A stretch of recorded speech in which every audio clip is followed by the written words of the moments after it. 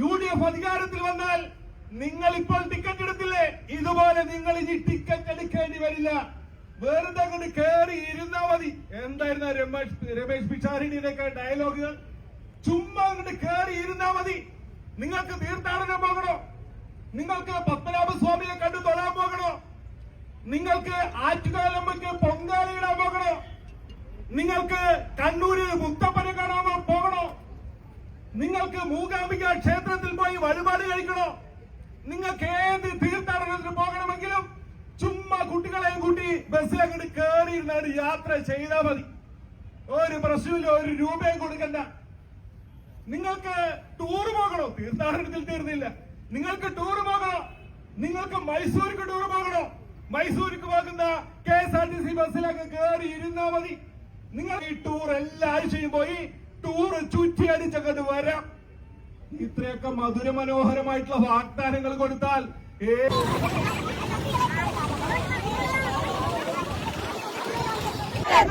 जय जय भारत माता, जय जय भारत माता, जय जय बीजेपी, जय जय बीजेपी. വാഗ്ദാനങ്ങൾ നൽകിയിട്ട് വോട്ടുകളെല്ലാം നേടിയിട്ട്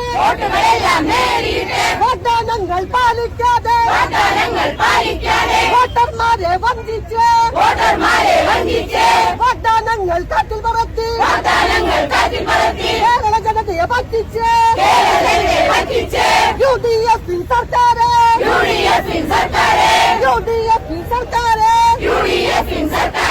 മാപ്പില്ല മാപ്പില്ല നിങ്ങൾക്കൊന്നും മാപ്പില്ല. ജയ് ജയ് ജയ് BJP. ജില്ലാ മണ്ഡലം നേതാക്കന്മാരെ, ഈ പ്രതിഷേധ പരിപാടിയിൽ പങ്കെടുക്കുന്ന മഹിളാ മോർച്ച പ്രവർത്തകരെ, പ്രിയപ്പെട്ട നാട്ടുകാരെ, മാധ്യമ പ്രവർത്തകരെ, എല്ലാവർക്കും നമസ്കാരം.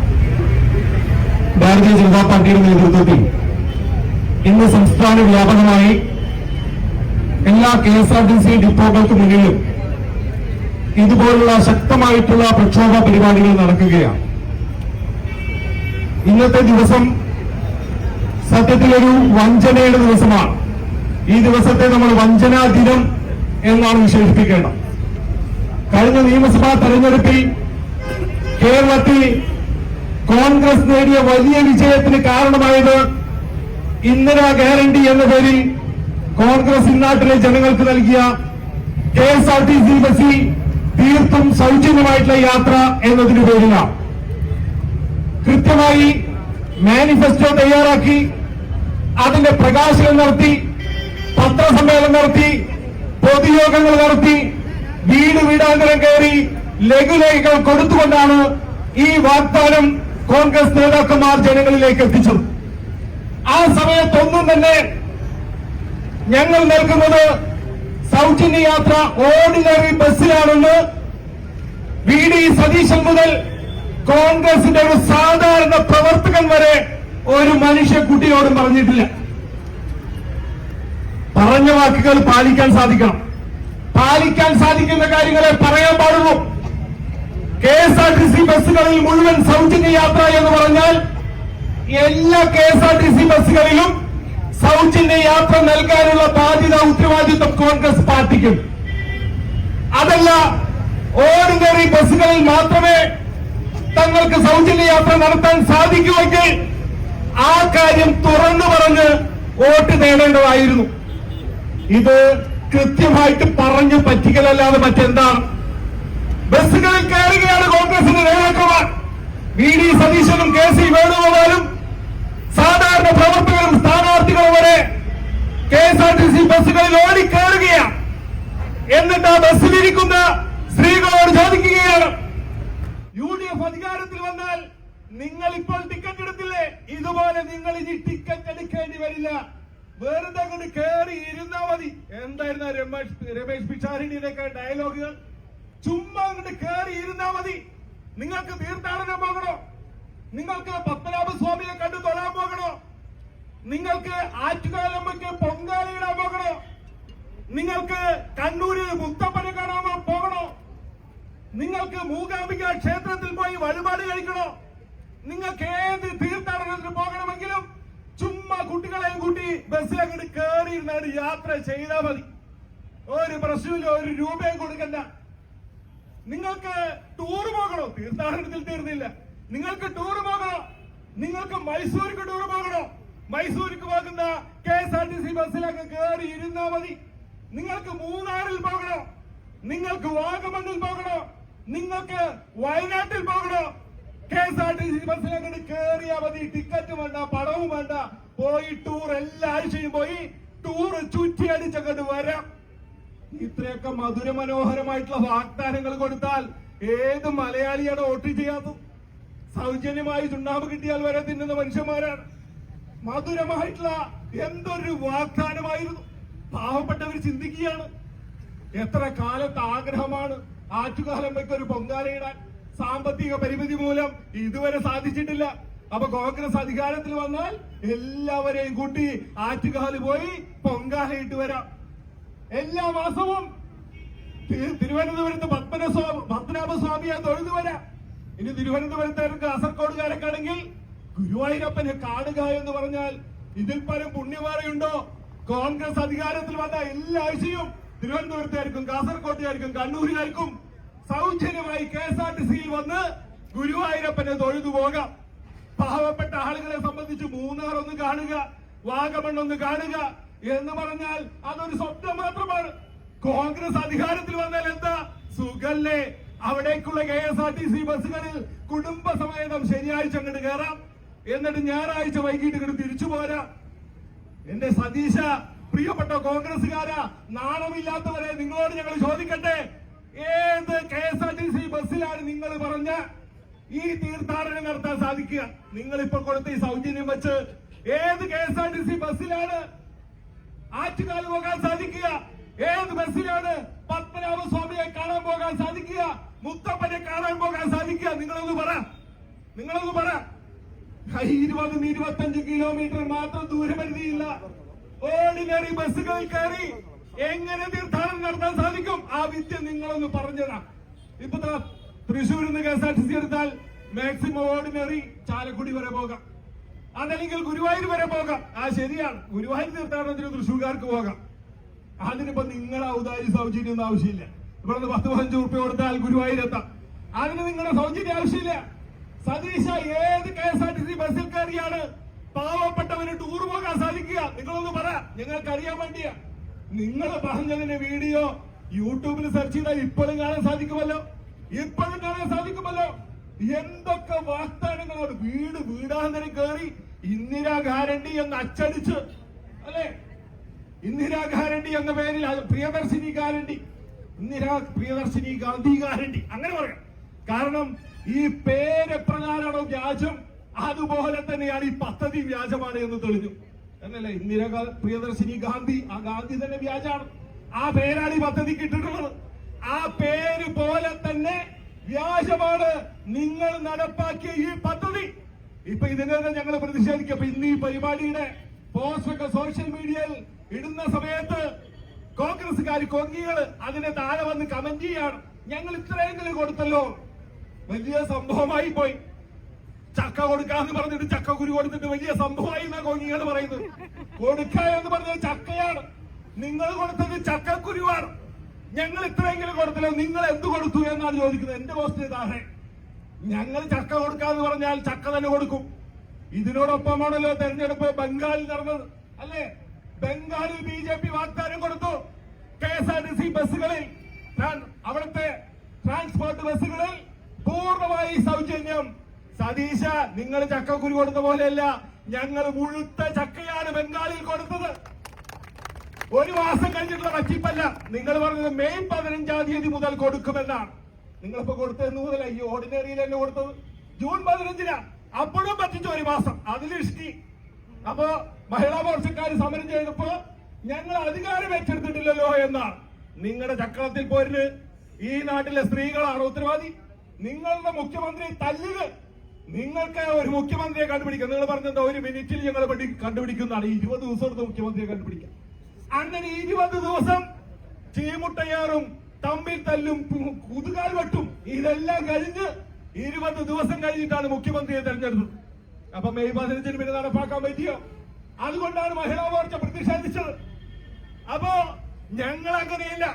ഞങ്ങൾ അധികാരത്തിൽ വന്ന് തൊട്ടടുത്ത ആഴ്ച പശ്ചിമ ബംഗാളിൽ എല്ലാ ബസ്സിലും ഓർഡിനറി അല്ല, fast, super fast, express, deluxe, ആ എല്ലാ ബസ്സിലും ഒരു ദൂരപരിധിയില്ല.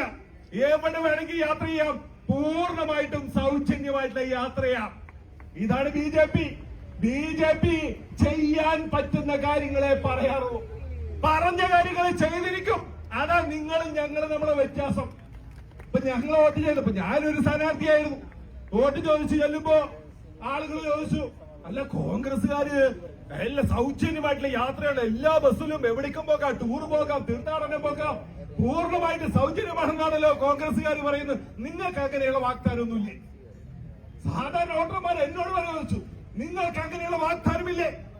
ഞങ്ങൾ ചെയ്യാൻ പറ്റുന്ന കാര്യങ്ങളെ പറയാറുള്ളൂ. 6 ലക്ഷം കോടി കടത്തിലിരിക്കുന്ന കേരളത്തിൽ ഈ പദ്ധതി നടപ്പാക്കാൻ ബുദ്ധിമുട്ടുണ്ട് എന്നുള്ള കാര്യം ഞങ്ങൾക്ക് ബോധ്യമുണ്ട്. അതുകൊണ്ട് ഞങ്ങളിത് പറയാൻ പോയില്ല.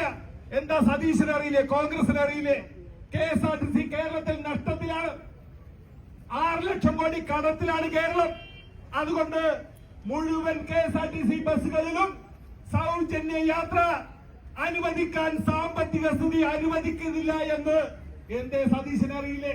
കോൺഗ്രസിന് അറിയില്ലേ? നിങ്ങളല്ലേ ധവളപത്രം പുറപ്പെടുവിച്ചത്? അല്ലേ? ആ ധവളപത്രത്തിൽ നിങ്ങളല്ലേ പറഞ്ഞത് 5.7 ലക്ഷം കോടിയുടെ കടമാണ് കേരളം. അപ്പൊ നിങ്ങൾക്ക് കണക്കറിയായിട്ടാണോ? അപ്പൊ നിങ്ങൾ ഈ സത്യം അറിഞ്ഞുകൊണ്ട് ബോധപൂർവം ഇത് നടപ്പാക്കാൻ സാധിക്കില്ല എന്ന് അറിഞ്ഞുകൊണ്ട് ഈ കേരളത്തിലെ സ്ത്രീ സമൂഹത്തെ പറഞ്ഞു പറ്റിക്കുകയായിരുന്നു, വഞ്ചിക്കുകയായിരുന്നു. അതുകൊണ്ടാണ് ഞാൻ പറഞ്ഞത് ഇത് വഞ്ചനാ ദിനമാണ്. ഇവിടെയും തീർന്നില്ല. തട്ടിപ്പും പറ്റിപ്പും കോൺഗ്രസ്സുകാരുടെ ഉഡായിപ്പ് ഇതുകൊണ്ട് തീർന്നില്ല. കേരളത്തിൽ 6000 KSRTC ബസ്സുകളുണ്ട്. 6000 ചില്ലാനും KSRTC ബസ്സുണ്ട്. ഇന്നലെ വരെ അതിൽ 3000 ബസ്സുകൾ ഓർഡിനറി ആയിരുന്നു. ഇന്നലെ വരെ 3000 ബസ്സുകൾ ഓർഡിനറി, ഏകദേശം പകുതി. പ്രിയപ്പെട്ടവർ, ഇന്ന് എത്ര ബസ്സാണ് ഓർഡിനറി? ഇന്ന് 1000-ൽ താഴെ ബസ്സാണ് ഓർഡിനറി. ഇന്നലെ നോക്കുമ്പോ കോൺഗ്രസ്സുകാരും KSRTCയിലെ INTUC-കാരും സ്റ്റിക്കറുമായി ഓടി നടന്ന് ഒട്ടിക്കുകയാണ്. സിറ്റി ഫാസ്റ്റ്, എക്സ്പ്രസ്, ഡിലക്സ്, സകല ഓർഡിനറി ബസിന്റെ മുകളിലും സ്റ്റിക്കർ ഒട്ടിക്കുകയാണ്. എന്തൊരു നാണം കെട്ട ഏർപ്പാടാണ്. എന്നാ ഉള്ള ഓർഡിനറിയിലെങ്കിലും അനുവദിക്കണ്ടേ? സിറ്റി ഫാസ്റ്റ് നമ്മൾ ആദ്യമായിട്ട് കേൾക്കുന്നത്. എന്തത് സിറ്റി ഫാസ്റ്റ് ആണ്. അപ്പൊ ഇവിടെ ഈ സാധനം ഇല്ല. സിറ്റി ബസ്സുകൾ തൃശ്ശൂരില്ല. ഇനിയിപ്പുണ്ടെങ്കിൽ ഇതാ ഇവിടെ നിന്ന് ബസ് എടുത്തു, തൊട്ടപ്പുറത്ത് പടിഞ്ഞാറേക്കോട്ടയിൽ നിർത്തി, അത് കഴിഞ്ഞ് അയ്യന്തോളം നിർത്തി, അത് കഴിഞ്ഞ് പൂങ്കുന്നത്ത് നിർത്തി, അത് കഴിഞ്ഞ് പാട്രാക്കിൽ നിർത്തി, അത് കഴിഞ്ഞ് വടക്കേ സ്റ്റാൻഡ്, കിഴക്കേക്കോട്ട, അത് കഴിഞ്ഞാൽ ശക്തൻ സ്റ്റാൻഡ്, വീണ്ടും ഇവിടെ തിരിച്ചെത്തി. ഇതാണ് സിറ്റി ബസ്സുകൾ. സിറ്റിയിൽ കടന്നോടുന്ന ലോക്കൽ ബസ്സുകൾ. ആ ബസ്സിന് ഫാസ്റ്റാക്കി പോലും. എന്തൊരു മനുഷ്യന്മാരാണ്, എന്തൊരു പറ്റിക്കലാണ്. ഈ മുക്കിന് നിർത്തി പോകുന്ന ഏറ്റവും ലോക്കലായിട്ടുള്ള ബസ്സിനെ വരെ ഇവന്മാര് ഫാസ്റ്റാക്കി കാണും.